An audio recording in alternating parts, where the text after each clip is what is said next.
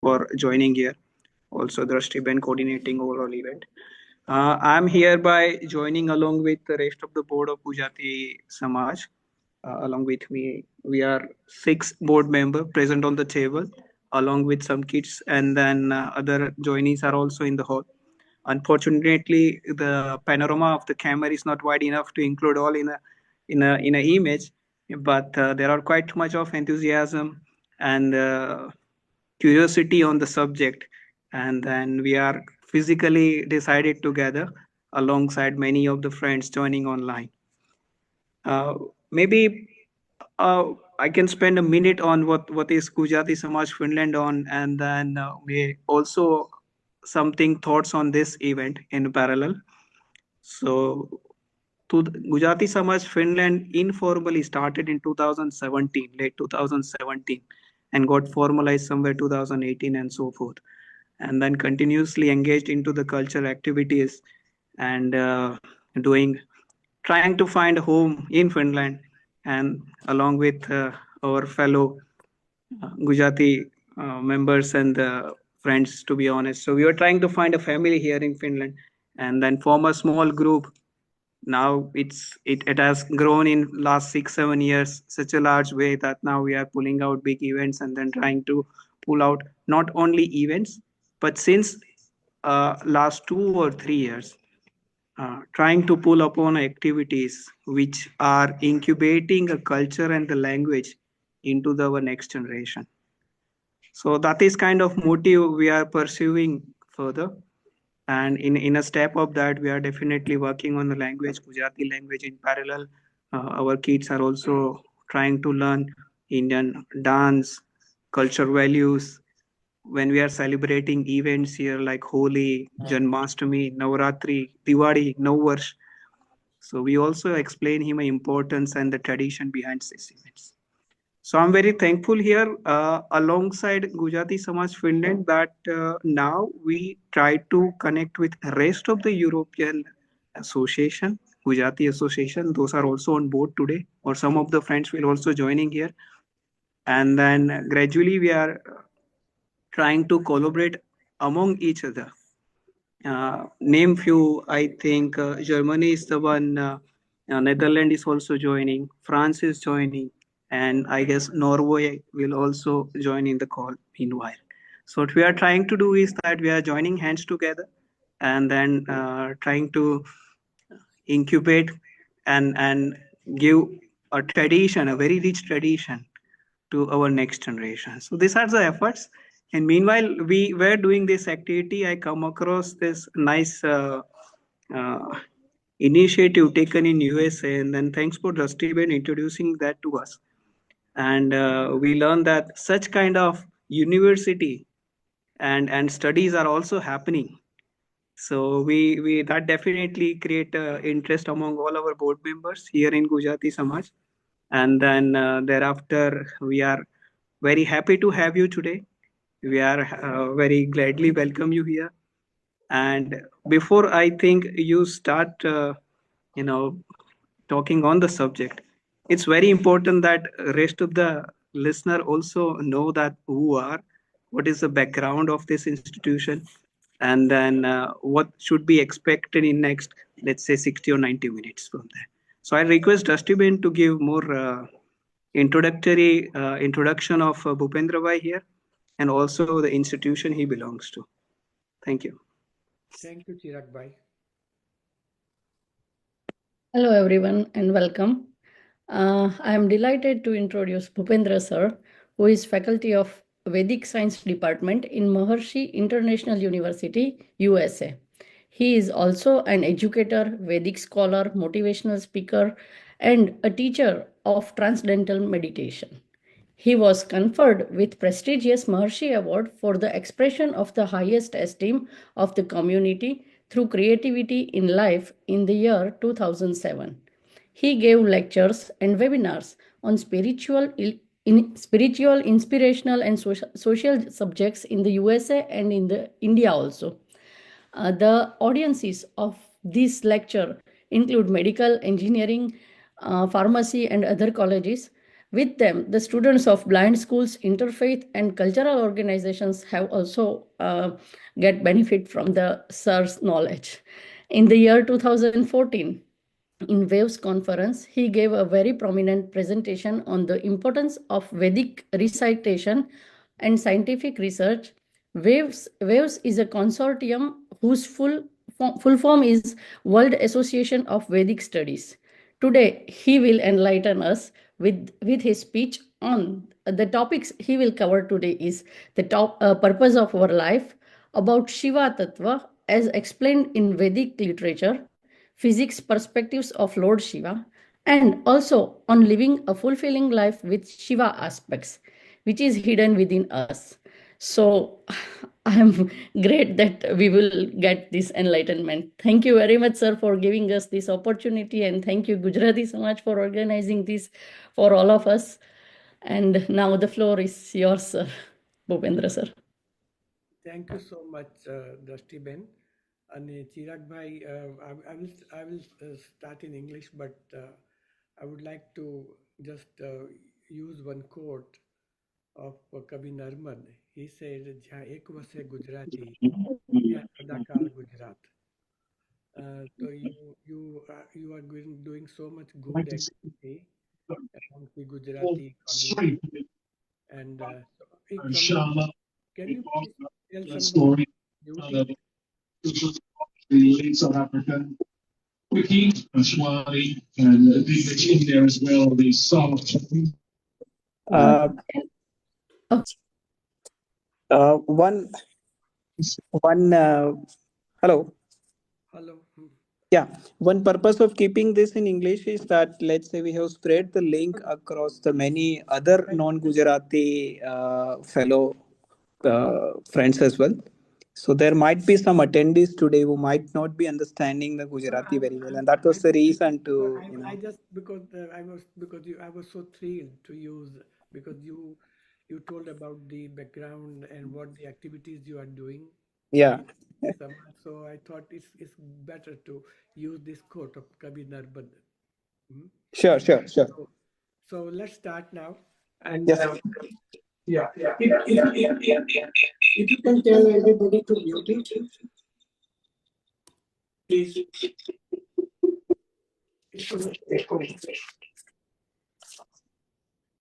Okay. Uh, so our subject today is living life with Shiva aspect in correlation with Vedic science and modern science. And so for centuries, we humans, our ancestors, the ancient rishis and everybody have been striving to understand what the purpose of our creation is. Why do we exist? If we try to find the meaning of life in dictionary, you will find the meaning of so many other words, but the meaning of life must be understood from the life itself and through the experiences we encounter in our day-to-day lives. Since centuries, our ancient rishis, who were the scientists, philosophers, and wise people at that time, found the best way to decode this universal truth with the tools available to them. And this exploration uh, became a birth to logic, reasoning, ideology, and philosophy. There is so much similarities between Vedic science and the modern physics because physics is the study of understanding that real existence of a physical.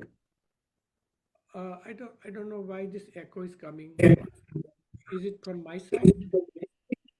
No, it is like another unmute is there. That's why it is coming from. Uh-huh. And Bhupendra sir, is it possible to make little bit higher voice from your side because your voice is very low here? Okay, I can do that. Yeah.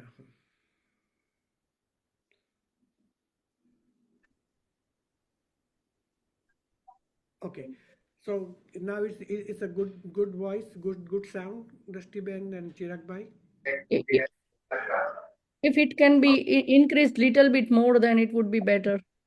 Okay, I would. Generally, a soft-spoken guy, but I would try to. Raise Sorry, sir, but just it's fine. It's fine. We can hear you, but little below. That's why I'm saying. Yeah, no, I will do that. Yeah. Please unmute. Please mute yourself, everyone, because every time whenever voice is coming, it is disturbing. For the like link is breaking in between. So please mute everyone. And Chirag Bhai, as soon as somebody please mute them. Okay. Okay. So it's good. Everything organized. Good. So what I was saying that physics is the is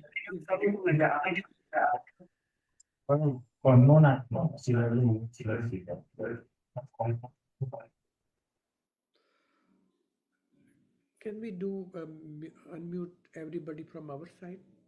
Mhm.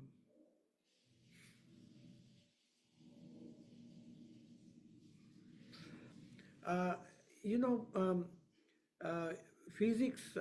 The word physics came from the Greek word physis, which means nature.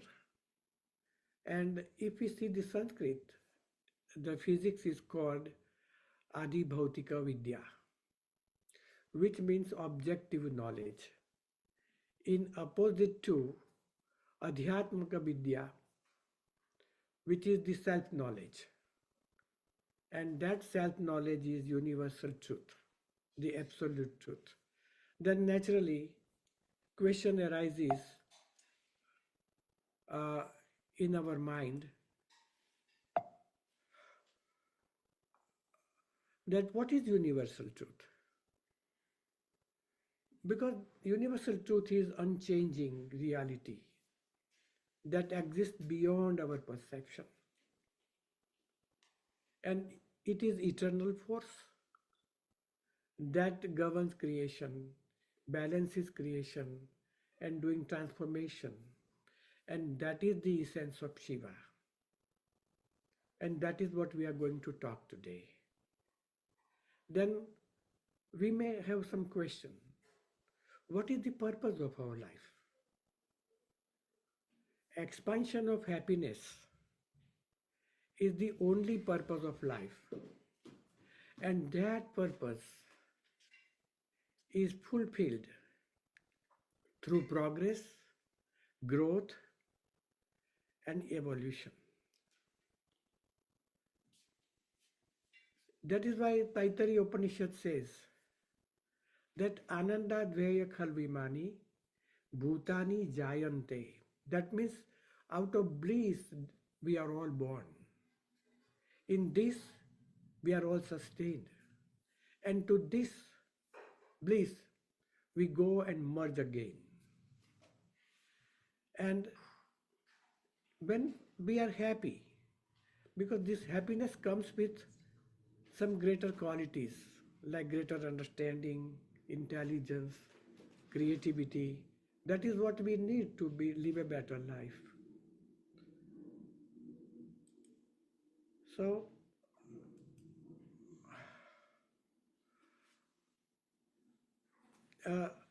Swami Rama, uh, he wrote one book, Happiness is Your Creation. And he says you are the creation of God, but happiness is your creation. You are equipped with everything you need to have a happy life. Your only job is to discover the source of happiness within and infuse your surroundings with that inner happiness. Now, neuroscience states that happiness is connected to four neurotransmitters. These neurotransmitters are generated by various parts of our brain. And these are called the dose chemicals, DOSE. And these chemicals are dopamine, oxytocin, serotonin, and endorphin. And each of these chemicals produces a different kind of happiness. And when we are happy, our brain releases these chemicals. And these chemicals spread all over our physiology. Now, with this background, let's move on. And what is Shiva aspect explained in the Vedic science? Uh, just a minute.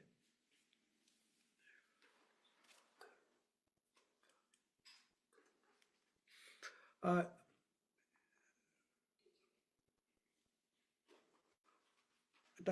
Mandukya Upanishad says, Prapaschopasham Shantam Shivam Advaitam Chaturtham Manyante Sa Atma Savgyeya. Because Prapaschopashapam, that means with no trace of the conditioned mind, conditioned world, the peaceful, Shiva, all bliss, non-dual, that is the Atma and that is to be known. Now let's see one by one each word. Shivam. It says Shivam is what? Shantam. And what is that Shantam? That is, Shantam is peace. But that peace is eternal silence. But in the dictionary, the Shiva means auspicious, Mangalvat, Shreyas, Saubhagyavat, Shant, Gunit, Badra, Saumya. So many meanings of Shiva. And then comes the Advaitam. And what is Advaitam? It says Advaitam is non-dual. There is no second. And one and the only one. When something is one and the only one, that should be infinite, unbounded. Then cannot be broken into pieces. And this is why it's called the ultimate truth. This is unique. It is peerless. And when it is unique, it is pure. So that is what we call it Shuddha Jivan, pure life. And then it says Chaturtham, Manyante. We believe it to be the fourth. We take it to be the fourth. Then what is that fourth? When we are trying to understand the fourth, that we have to understand, we have to understand first three. The first three are our day-to-day experience. That is in waking state, sleeping state, that is deep sleep state, and the dreaming state. And when we go beyond this, then it is a fourth state. So that is the Atma, it says, and that is to be known. So one Upanishad said, Esha Sarveshu Bhuteshu Gudhatmana Prakashate. It is hidden. Gudhatma, Gudha. It is hidden in everybody's heart. And it doesn't shine out. We have to do something. Then, because these three states, the waking, dreaming, and sleeping, they are the transitory states. That is what it calls anitya, kshanik. It shifts from one to the other. And that is why they are called transitory state. But Swami Shivananda, he was a doctor by profession, and then he became a sannyasi. And in his book, Principal Upanishad, he gave commentary on this verse. And he says, in the fourth state of consciousness, one goes beyond the relative aspect of life, goes beyond thinking and activities. And this is transcendental consciousness, which is called the Turiya Chetana in Sanskrit. And it cannot be described in words. And it is the transcendental state, and that has to be realized through meditation. Atman, the self, is incomprehensible because it is beyond the reach of the senses. Transcendence is not a state. It is an embodiment of peace and bliss.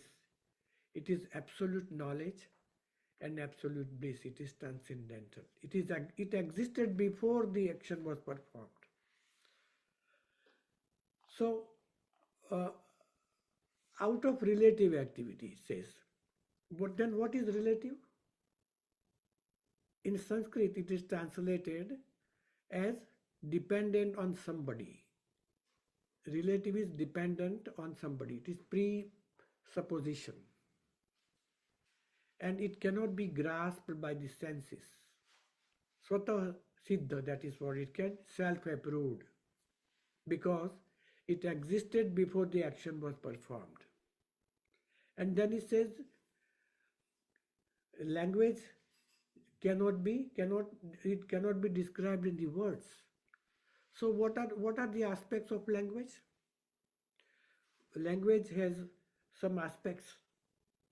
So if language has to describe somebody, so first aspect is class, that is species, varg. We can say cow. Then the second one is quality, guna. So we can say white cow or red flower, but Shiva is nirguna. Then action, somebody is a doctor, teacher, like that. And then the fourth aspect of language is relationship, sabandha. Relationship is always two sides, dvinishta sabandha, my father, my son, my daughter, like that. But here he said Advaitam, there is no one, no second. And the last aspect of language is conventional designation, that is naming, nam. Somebody like Jignesh or so and so. So none of the above five will apply to Shiva. That is what it says. And then the Upanishad and Vedic literature explains some other qualities of Shiva. And he says, Suprashantam, Sakra Jyotihi, Samadhir Achalo Abhaya. So these are the qualities. So this verse of Mandukya Upanishad expresses the qualities of the inner self. It says it is peaceful, we have seen.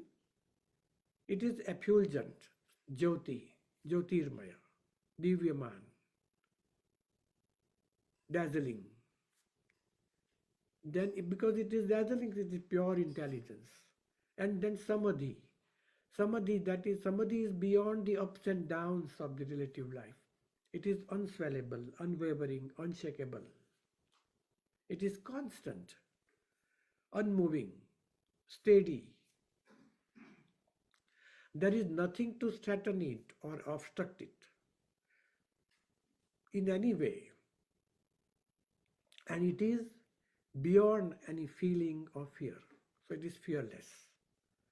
Then Durga Saptashati. There is one chapter called Kilakam. Kilak is nail. And in the first verse itself, it says Vishuddha Jnana Dehaya Trivedi Dive Chakshuse Shreya Prapti Nimittaya Nama Somardha Dharine. So my salutation to the one, the essence of whose form is that of pure knowledge. And his divine eyes are three Vedas, and who imbibe the auspiciousness, that is Shreya Prapti Nimittaya. He is an instrument to get as auspiciousness. And he has half moon. Then Prashnopanishad. In this Upanishad, teacher is giving answers to the students. Student is asking and teacher is giving answer. And so teacher described other qualities. They said achayam, that is shadowless. Then but when it is achayam, then the other meaning is it is free from tamas, it is free from ignorance. Ashariram, without body, devoid of body. Alohitam, colorless. And then Shubram. Shubram is pure. It doesn't have these three gunas, sattva, rajas, and tamas. It is trigunatita. And Aksharam, non-decaying. It doesn't decay. Even Lord Krishna in 15th chapter of Bhagavad Gita, in verse 1 verse says, Kshara Sarvani Bhutani. Everybody, all creatures in this world, they are kshara, that is, they decay. And Shiva is devoid of all the characteristics of the world. This is Nis Prapancham. Then Maharshi Mahesh Yogi described Lord Shiva that Shiva is always within us, always there. Through silence, through quietening our mind, we can become that which we truly are. And he describes, it's interesting, he describes Shiva as least excitation state or the vacuum state of quantum mechanics, quantum physics. This is what he said in 1975, because he was considered a scientist sage, Vaigyanik Santa. And Sadhguru recently, he also said the same thing. And Sadhguru says that when we say Shiva, there are two fundamental aspects. There are two that we are referring to. The word Shiva means literally that which is not, nothingness. And modern science is also proving to us that everything comes from nothing and goes back to nothing. And it's all empty space, which is referred to as Shiva. That is the womb from which everything is born, and that is the oblivion into which everything sucked back. So Shiva is nothingness. And then let us understand what is vacuum state. The vacuum state is the least excitation state or the ground state of a quantum field. In Sanskrit it says Shunya Avakas. We say in Hindi also, Shunya mein se sarjan hota hai. Because it is purely unmanifest state with no particles or forces. Because vacuum means itself is emptiness. And so what are the characteristics of vacuum state? It has no activity, zero entropy. And it is highly stable. Veda says it is akhanda sthaitva. And it has perfect orderliness. There is no chaos. And what is the range of it? Then Kathopanishad expresses that the range of this vacuum state is Anoranyan Mahato Mahyatmasya. So he says it is smaller than the smallest and greater than the greatest. And he is the cause of vitality in all living beings. And Maharshi Kanad, he was born in Prabhas Kshetra of Saurashtra in Gujarat. Centuries, thousands of years ago,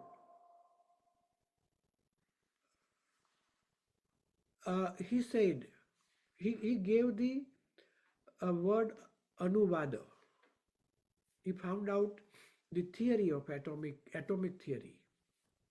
And he says every object of creation is made of Anu, that is atom, and which in turn connect with each other to form Dvanuka. He used the word Dvanuka. And Dvanuka is translated as molecules in English. And this knowledge of Maharshi Kanad became atomic theory for the first time.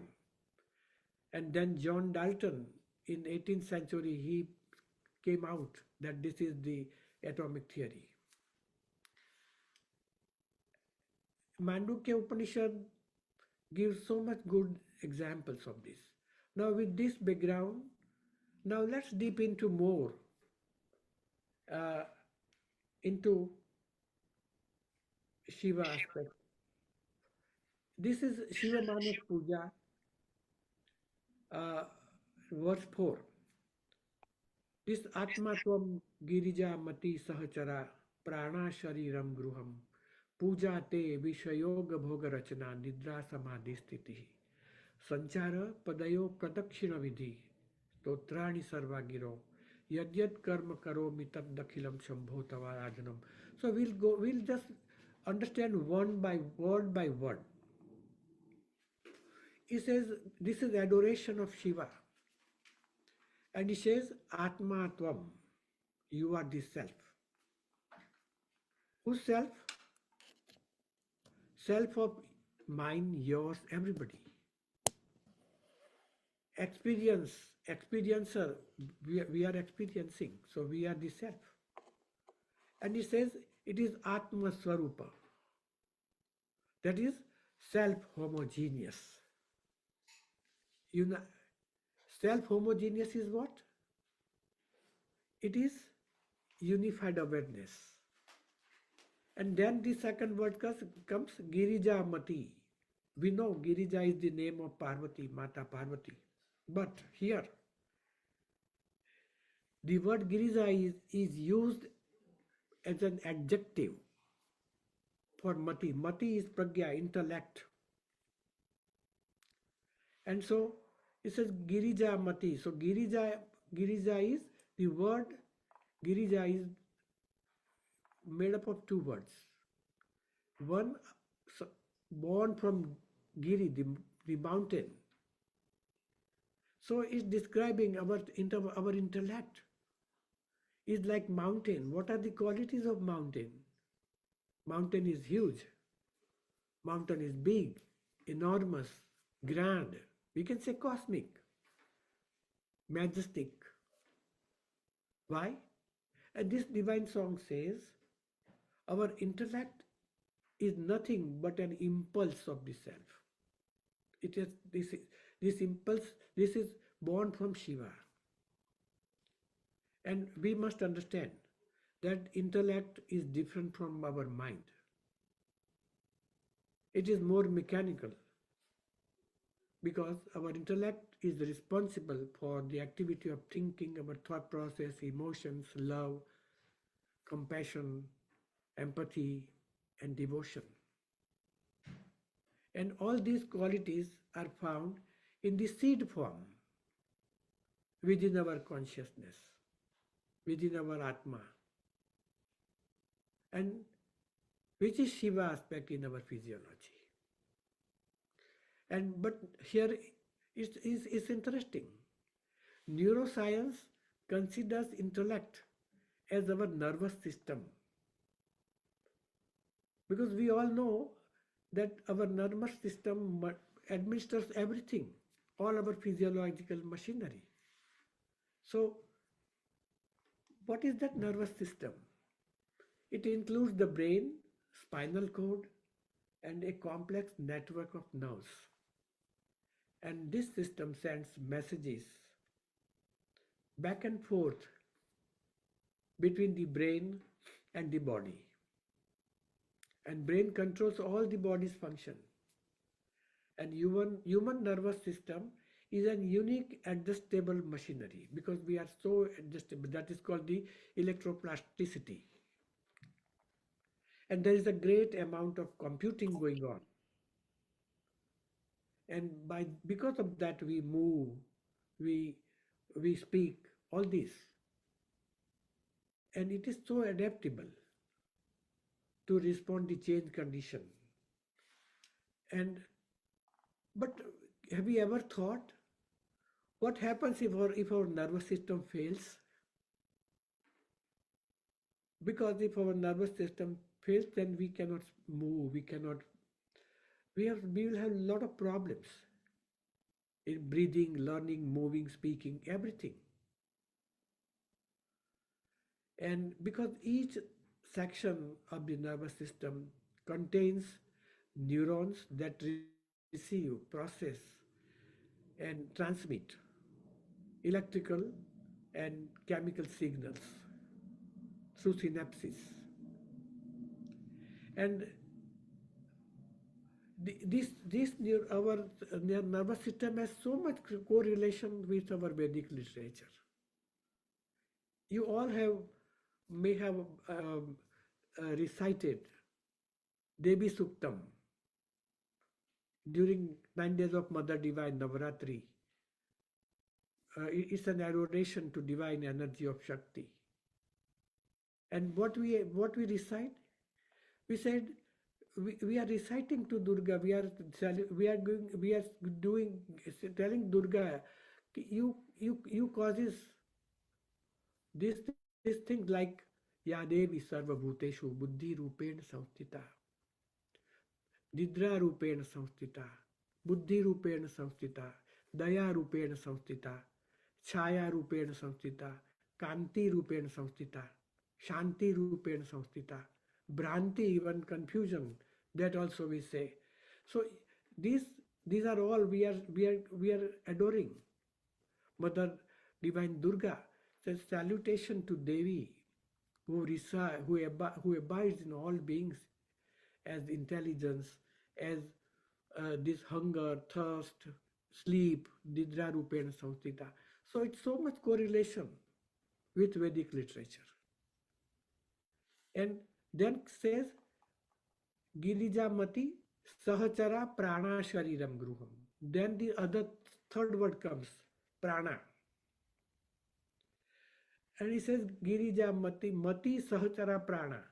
So Prana, that is the life breathing, is Sahachara. Sahachara means moving together like friends. So display of intellect is by virtue of prana, we can say. Because when intellect is active, prana is active. Because they go together. Prana gives motion. And here the element of lightness comes because we have good prana, good breathing system going on. Then we are good with others.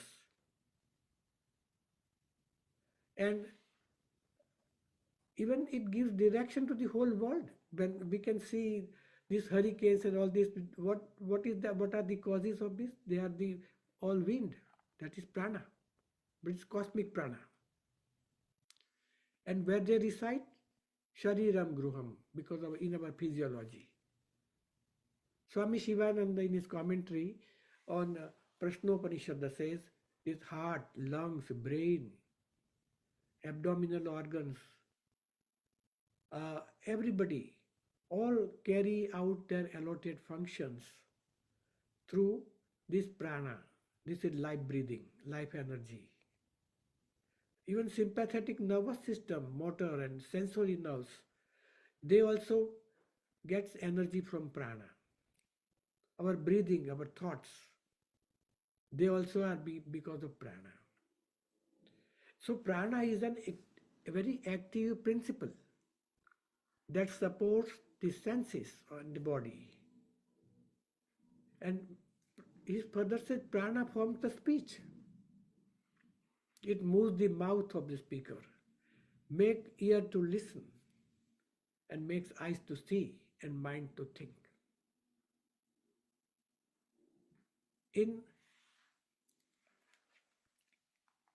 It's very interesting. This Prashnopanishad, he says in this verse, he gives, we know there are 5 types of prana because when we offer to God, we say pranaya swaha, apanaya swaha, vyanaya swaha, udanaya swaha, samanaya swaha, and there is one bhojan mantra, aham vaishvanaro bhutva praninam dehamashritah prana apana samayuktam pachamyannam chaturvidam. So, because there are panch prana, 5 pranas, and each has different function. Apan is downward flowing vayu and dwells in the anus and generative organ and performs excretion. Prana is upward flowing, which does the sensory life function and dwells in the eyes, ears, etc. Samana, the sideways flowing, which dwells in the navel and does the digestive function. And Vyana pervades the whole body and does the function of circulation of body. And Udana governs the area above the neck and is responsible for sense organs. So this is very important, and that is why Maharshi Patanjali gives importance to pranayama. So we have to see that we have not to forget this pranayama aspect in our life. And then says puja te vishayoga bhoga rachna nidra samadhi sthiti. What is puja? Puja is an association with the divine object. What is divine object? Whatever God we believe in. Our association, that should be 100% association. And path towards transcendence, because Narsi Mehta, Mirabai, Tulsidas, Surdas, all these sages, they were just 550 years ago. And they had, because they are associated with the divine object. And what are the communions? What are the means? Vishayoga bhoga rachana. All the senses are the means of enjoyment. Because it says our senses, whatever we perceive, I'm just doing towards the self only, the Shiva only. But the reality is, Shiva is seated within us.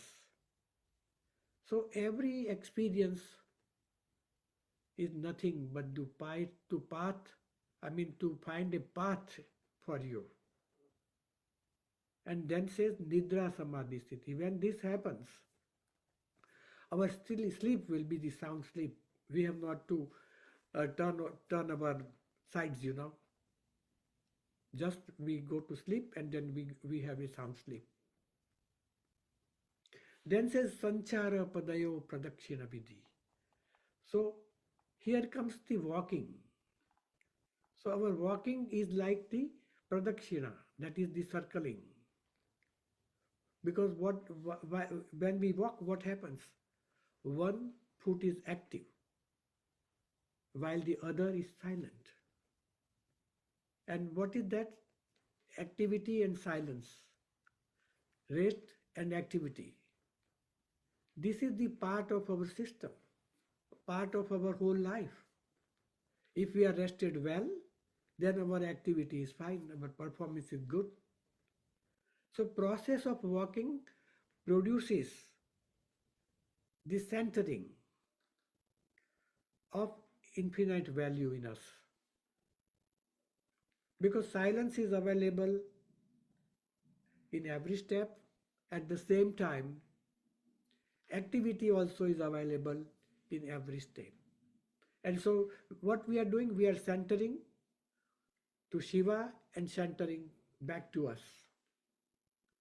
And then says, Totrani Sarvagiro. Whatever I think, speak, act, or perform, it is nothing but adoration to infinity. Then let us see what physics says. Max Planck.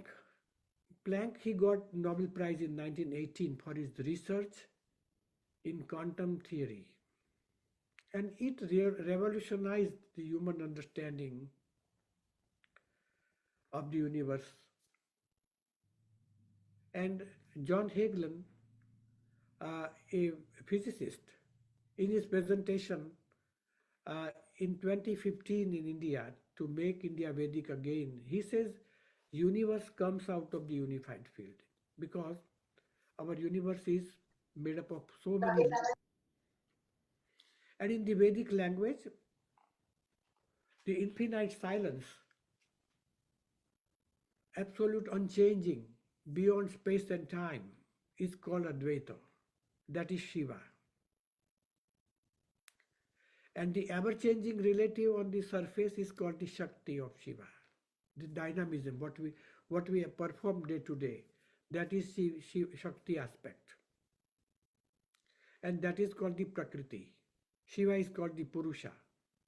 And there is a word in Veda that is Sutratma, strings of self, Sutra of Atma. Sutra is Shakti and Atma is Shiva. And you may have heard about this. There is statue of Nataraja at this European Organization for Nuclear Research. And this statue was inaugurated, unveiled in June 2004. On the plaque itself, it says, the belief is that Lord Shiva danced the universe into existence, motivates it, and will eventually extinguish it. Carl Sagan drew the metaphor between the cosmic dance of Nataraja and the modern study of the cosmic dance of subatomic research particles. So there is so much correlation, because our Vedic culture says that the universe follows an element of cycle of creation, sustenance, transformation, and renewal. Just like we say Brahma, Vishnu, Mahesha. And scientists see this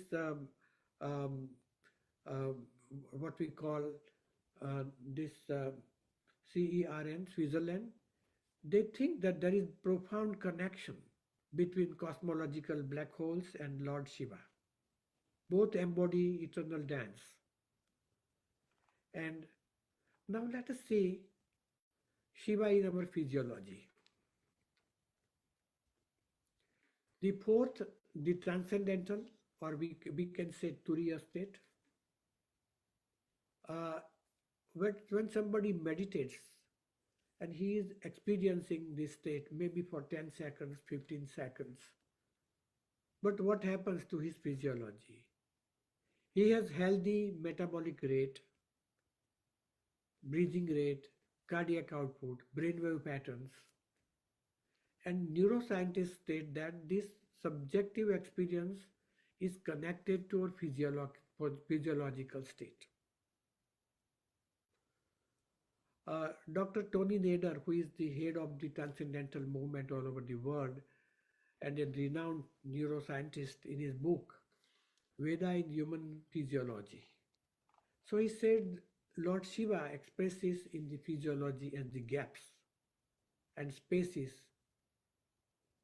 as empty spaces.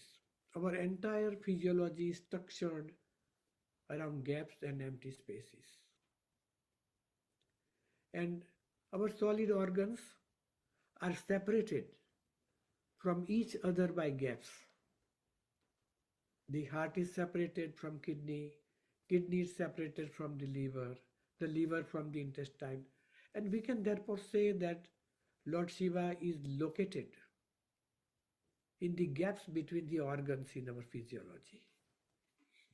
And it's interesting correlation. In Ganesh Atharvashid, there are two words called Sandhi Samhita. Sandhi is a gap, junction point. And Samhita is a totality. But then what totality of what? Then scientists say that totality of knower, process of knowing and known. So when three becomes one in this gap, in this sandhi, that is why we have that famous story of Hiranyakashipu.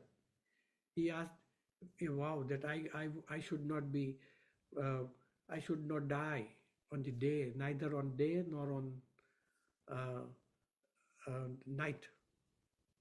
But he died on the Sandhya, that is Sandhi. There was neither day nor night. And so Lord Shiva, we can say Lord Shiva is everywhere in our, and everywhere in everything.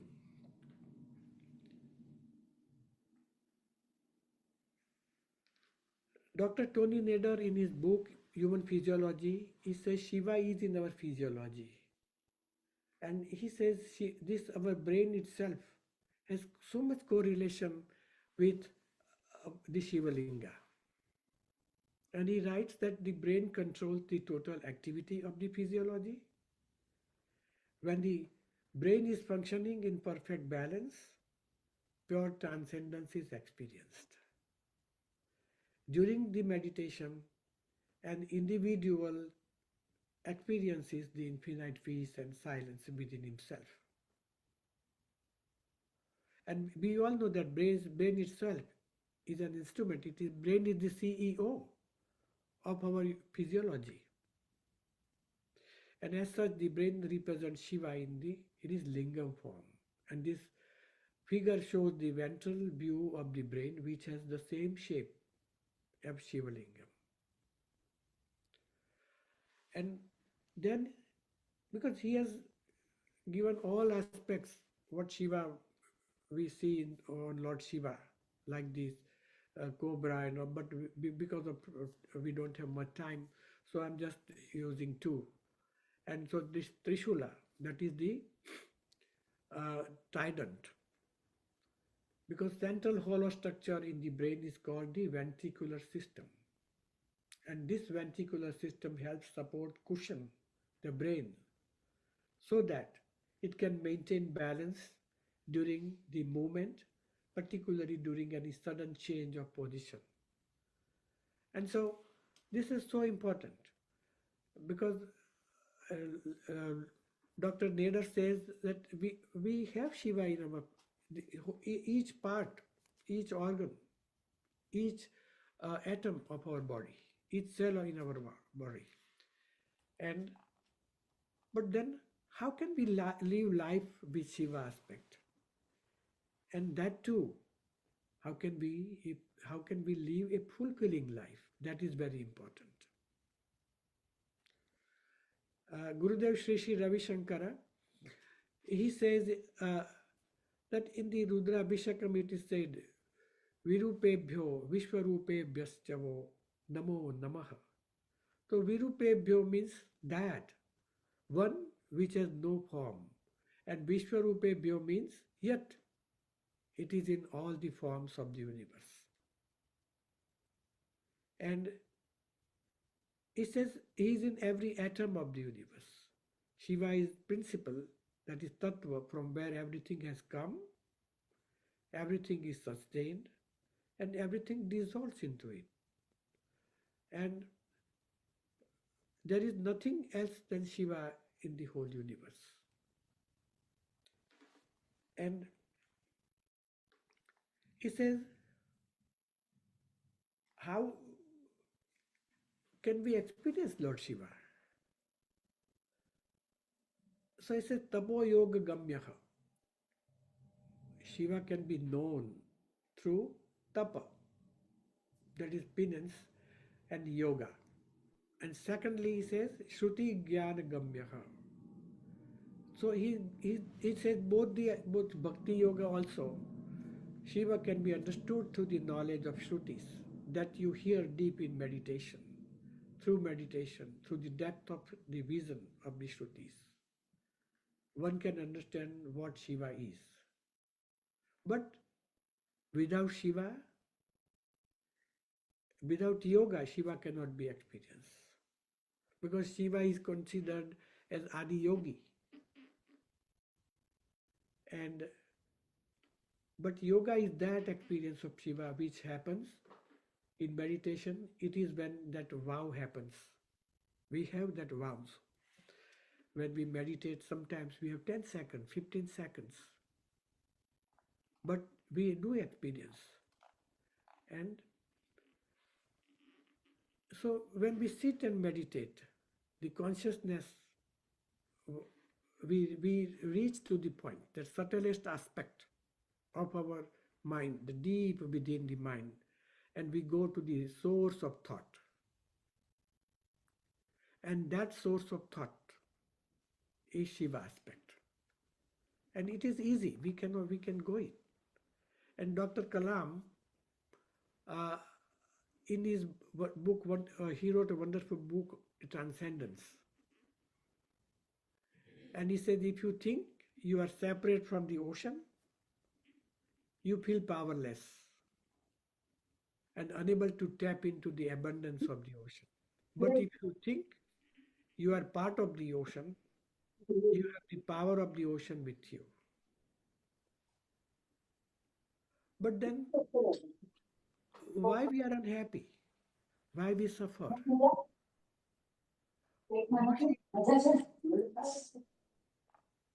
Maharshi Patanjali, in his Yoga Sutra, first chapter of somebody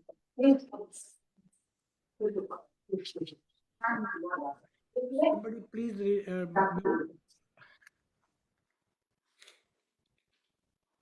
Maharshi Patanjali says, what blocks our progress? So he has given a list: sickness, dullness, doubt, negligence, false perception, instability of mind. And these obstacles distract the mind. And when this happens, what in the second he says, these distractions come with pain, depression, restlessness, and coarse breathing. But then we have a question in our mind: is there any scientific equipment available with the modern science? No. Modern science doesn't have this technique at all. But there is a more expanded science, which is called the Vedic science, a science of yoga, through which we can experience directly the Atma, the unified field. And John Hagelin, I mentioned earlier, he gave a talk in India, and he used the same words, Shivam Shantam Advaitam. And he said, this is Shiva is meditative state. And he correlated meditation and nature. And he says how it relates to meditation. It says at the fourth and deeper layer, that is the nature, the physics, unified field theory or superstring theory, reveals the fundamental unity of life. They show that at the basis of our diverse universe is a single universal field of intelligence. And how it correlates with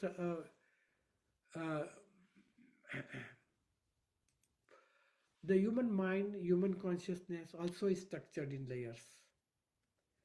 But deep within there are quieter and quieter levels of mind, more silent, more powerful levels of the thinking process. Then we have to understand, what is meditation? Is it a way to relax? Is it to promote health, vitality, and longevity? Is it a means to develop creativity, IQ, mental performance? Is it a path for enlightenment? Then answer is all of these. Because it is a natural tendency of the mind to always move to more and more charm, bliss, and happiness. But we have to give an opportunity to our mind. What happens? Because meditation takes our attention to deep within, here, and then when we come out, because our thought starts from pure consciousness, that is transcendental consciousness, Shuddha Atma, Vishuddha Atma, and then it develops as a thought in our conscious mind. And when we have little bit of this level, the transcendental level in our thought process, then we have good performance.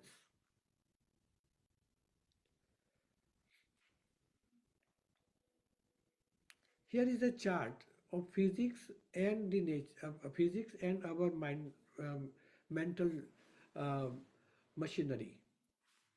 So there are here we have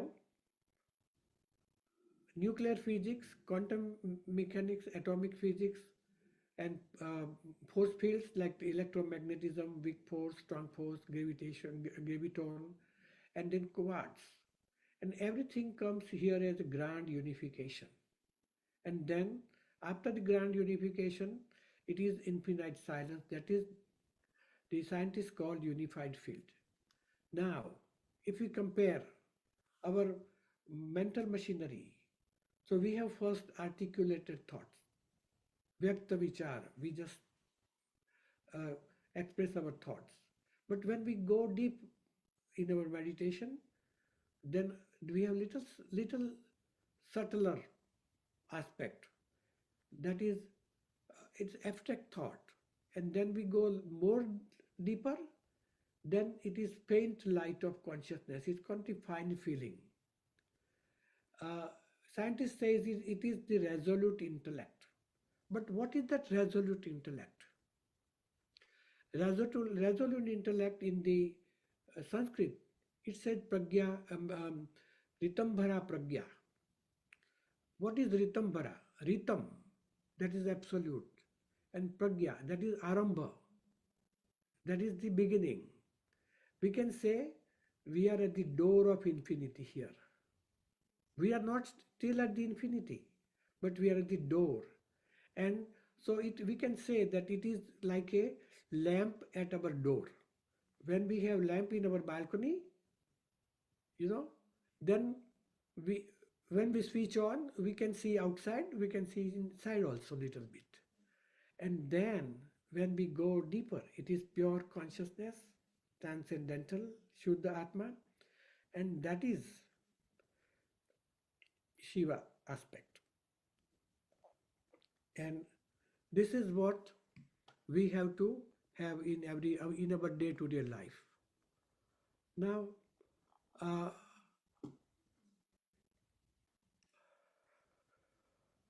when we meditate and come out, this verse of Lingastakam, it says, Astadalo pariveshtita lingam, sarva samudbhava karana lingam, astadaridra vinashana lingam, tat pranamami sadashiva lingam. Very interesting. It says Shiva, when we adore to Shiva, when we experience this Shiva, Shiva removes 8 types of poverties, but we just know one type of poverty in our life. But there are 7 more. Poverty of knowledge. Sant Tulsidas says, Jo agyani hai, those who is ignorant, he is also rank, he is also a poor. Poverty of feelings. We cannot sometimes, there are people we have seen, they cannot express love, they cannot express feelings. Poverty of kind words.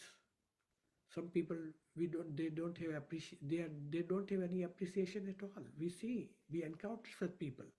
So this is also a poverty. Sattvic thoughts, that is positivity in our thinking.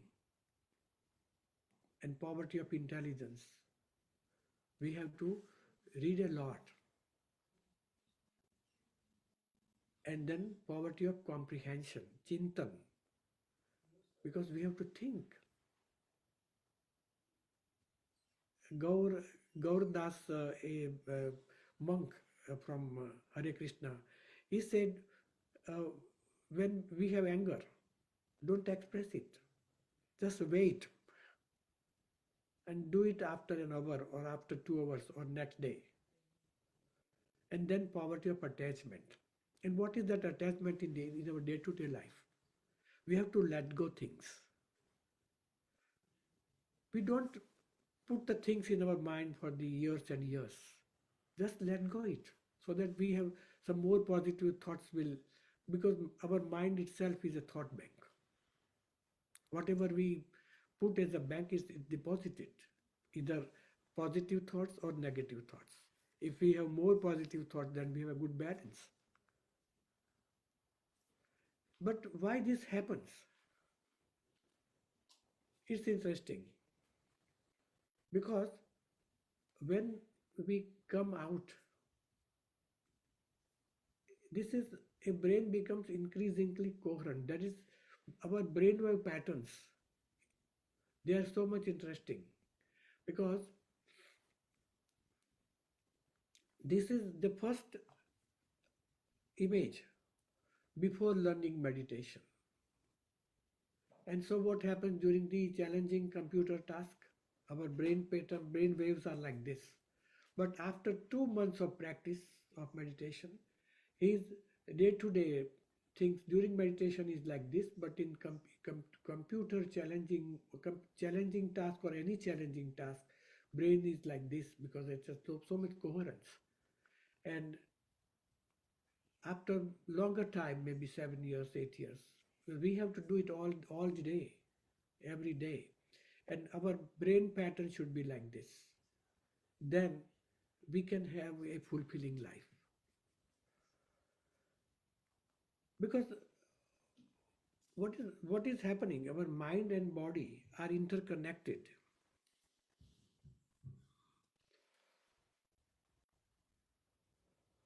And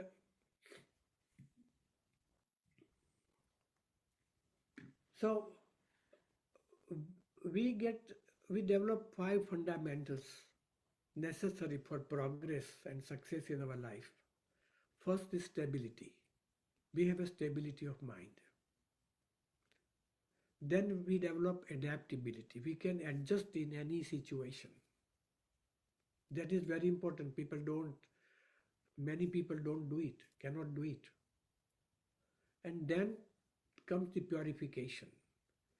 Purification gives birth to viveka, that is discrimination.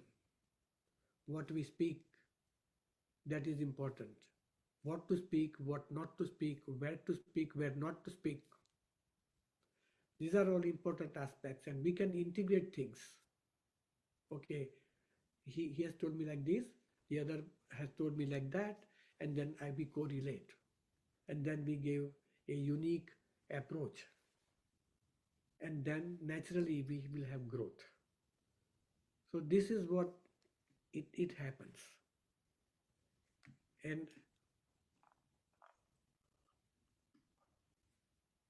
there is one, we are just close to my presentation. There is one verse in Rig Veda. It says, Dirgatama Mamatayo Jujurvan Dashme Yuge Apam Artham Yatinam Brahma Bhavati Sarathi.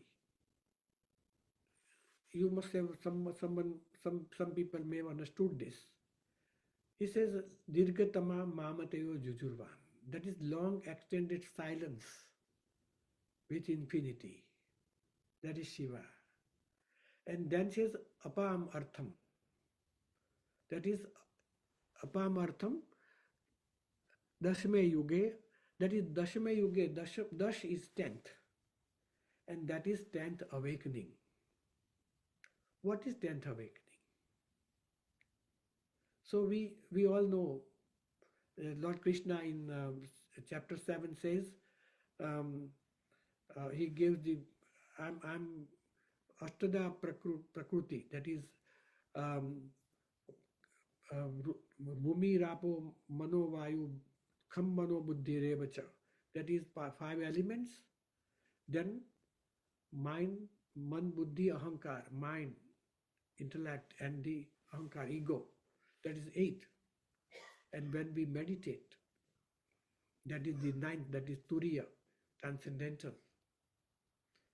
And then we long time meditate, that transcendental aspect becomes a part of our life. That is, then we have the cosmic personality. That is 10th awakening. And then when we have this 10th awakening, then Brahma Bhavati Sarathi. The Brahma, the cosmic power, becomes the charioteer of our life chariot.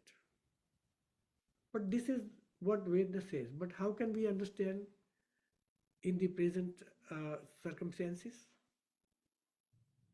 Because when we meditate, what we are doing, we optimize our brain functioning. And when we have optimized our brain functioning, it says what happens? We have enhanced creativity. We have improvement in our memory.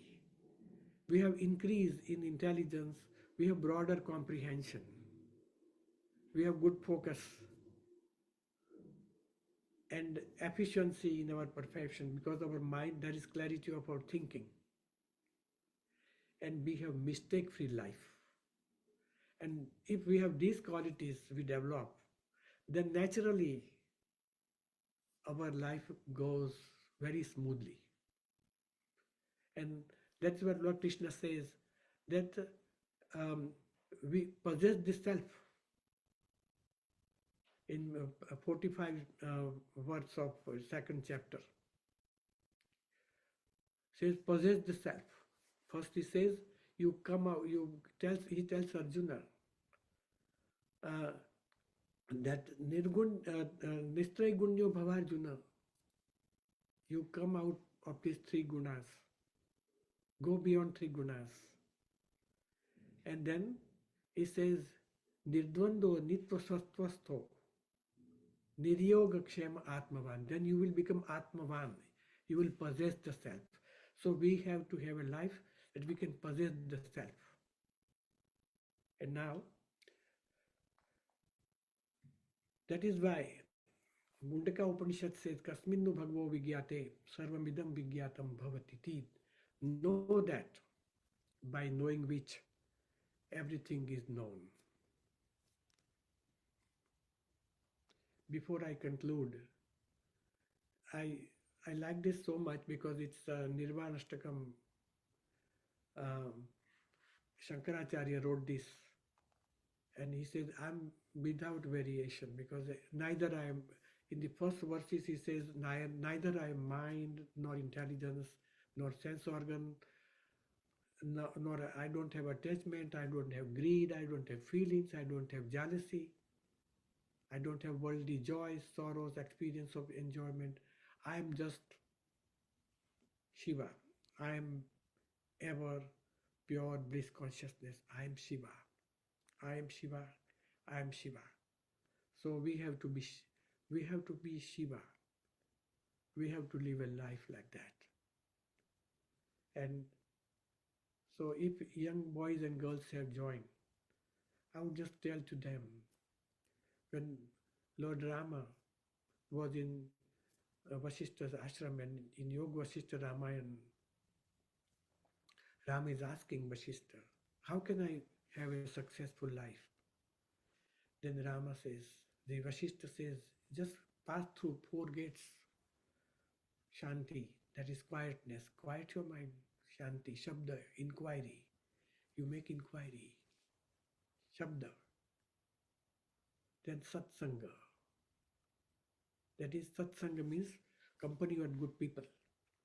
But now, in this age, digital age, what we do, we have to see the right website, right channels. That is Satsanga. And then Santosha. Then you will have contentment. You should have some kind of Santosha. So this is what we have to do. And thank you so much for giving me an opportunity. So I thank you, Gujarati Samaj Finland, to give me an opportunity to give my presentation. and tell something how we can live life in this present scenario. Digital life is very important. But I was, and thank you so much, Dusty Ben, for connecting me to Gujarati Samaj Finland. No, So, I think the pleasure is entire ours. You have taken us the ride of, I don't know, from quantum physics to the nothingness is first thing you mentioned with you started with the Shiva, and then taking the how the shivling is connected with the brain, and then how it is connected with the function so forth, and then also Devi Strutam.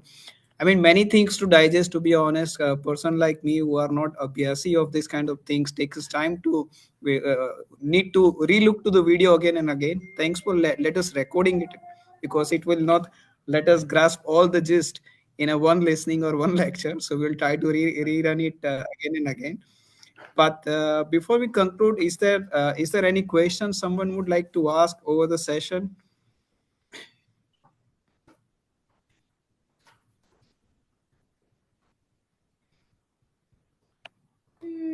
Looks like that most of us still would need to go through the content again and then see in more pieces to collect and then prepare a full jigsaw in front of us.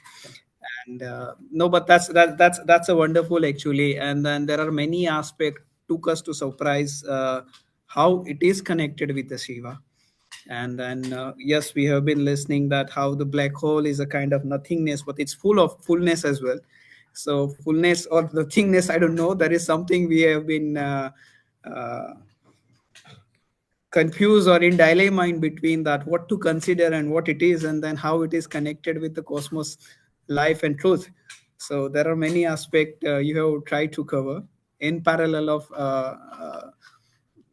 I think yoga and consciousness was your last notes you ended up with. yeah, Maybe I, yeah, please go ahead. because when you said black holes, when I was learning physics, um, Yeah, so Doctor, I was Dr. John Hagelin. He was my professor, and yeah, he explained that black holes, it has two mouths. Everything goes in, sucked in, and from the second mouth, everything comes out with some regenerated. It's a new creation. yeah, okay. Uh, yeah, and so and recently in the CERN, that is the research nuclear research center in Switzerland, they found they call it Higgs bosons. That is they have given the name God particles. Yeah. Yeah. Maybe some questions which is coming out of my mind. Let's say that there is speed of the light approximately 3 lakhs per second, I guess, to the roundabout. And why is it so defined? Is it something, why can't it be endless, and why it can be more or less?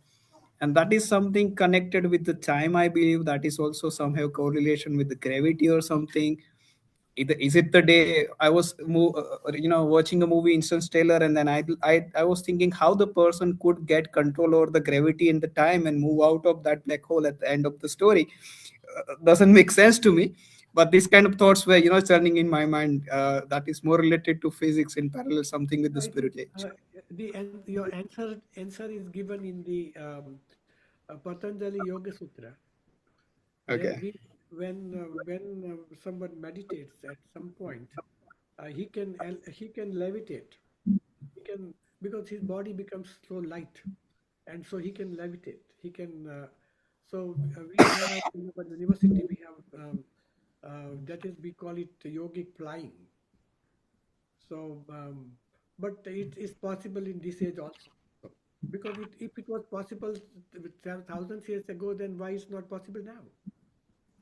Yes. Yeah, that's true. That's true. But it's very deep thoughts, and then I think I have taken some pictures for myself and to refer further. Maybe the Phoenix the physics pyramid, or let's say the below pyramid, which is taking a gate to the unified field, and that is infinite science and so forth. So I will relook to again. It will take a while to digest all these deep thoughts, and then we can definitely put the notes to your email as you have presented. But thank you so much for joining here. Thank you so much, Drashti Ben, for coordinating this for us, and I appreciate all the listeners out there. I think it's very deep and sometimes abstract as well as a subject. So they keep it patient and then trying to grasp as much as possible. Thank you so much. Yeah. Thank you again, Gujarati Samaj Finland and Dashtiben for organizing, and Chirag Bhai for inviting me. And we'll have a good journey. And thank you so much to all the people who have joined and listened to me. And if anyone has question, just uh, send it to Chirag Bhai or Dashtiben, and they would coordinate to send it to me, and then I will reply to it. Thank you. Thank you so much. Adios. Namaskar. Namaste. Namaste.